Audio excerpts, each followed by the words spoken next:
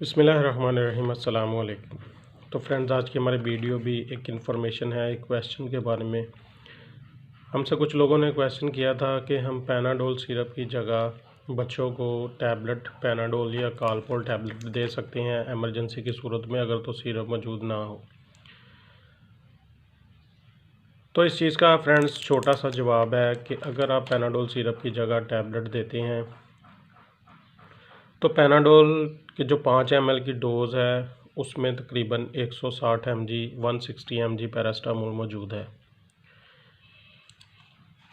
तो अगर आप उसकी डोज़ 160 mg बनती है तो आप उसे किस तरह पैरास्टामोल टैबलेट कालपोल या पैनाडोल वगैरह दे सकते हैं।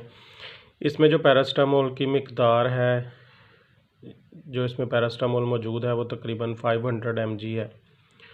तो अगर आप उसे एक टैबलेट भी देते हैं कालपोल या पैनाडोल की तो वो ओवरडोज हो जाएगी, और अगर आप हाफ़ टैबलेट भी देते हैं अपने माइंड के हिसाब से तो वो हाफ़ टैबलेट कभी हो ही नहीं सकती, लेकिन वो फिर भी तकरीबन 250 mg या 300 mg हो जाएगी, तो वो ओवरडोज में शामिल हो सकती है। वैसे सिरप का जो इस्तेमाल है, बुखार, जिस्म दर्द, टेम्परेचर, जो बच्चों को अक्सर खेल के दौरान खेलने के बाद टेम्परेचर होता है, सर गर्म रहता है थकावट में, या जो हिफाजती इंजेक्शन लगाए जाते हैं उनके बाद इस्तेमाल करवाया जाता है।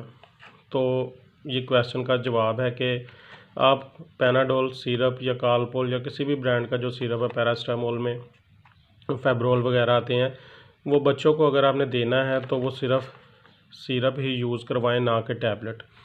अच्छा, एक और फिर सवाल किया गया था कि सिरप देने के बाद बच्चों को फ़र्क नहीं पड़ता, तो उसकी कुछ वजूहात हैं, वो हम आपको बताते हैं कि एज और जो वेट का डिफरेंस है और उसकी डोज़ जो आपने सेलेक्ट करनी होती है वो ठीक नहीं रहती।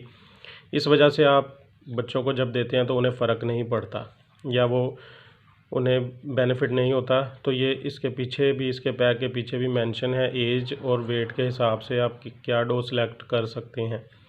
और एक और अहम वजह है फ़र्क ना पड़ने की कि बाज़ दफ़ा बच्चों को चेस्ट इन्फेक्शन होती है या गला ख़राब होता है, तो वहाँ पर अकेला पैरास्टामोल काम नहीं करता, उसके लिए साथ कोई एंटीबायोटिक या कोई इंजेक्शन सजेस्ट करना पड़ता है, जो कि आपका डॉक्टर ही कर सकता है।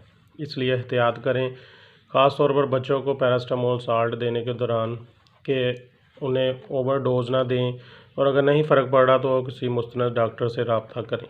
तो ये इन्फॉर्मेशन थी पैरास्टामोल सिरप के बारे में, जो कि तकरीबन हर घर में सेल्फ मेडिकेशन के तौर पर इस्तेमाल होता है। अगर तो आपको ये इन्फॉर्मेशन पसंद आए तो लाइक करें, शेयर करें, चैनल को सब्सक्राइब करें और बेल आइकन का बटन ज़रूर दबाएं।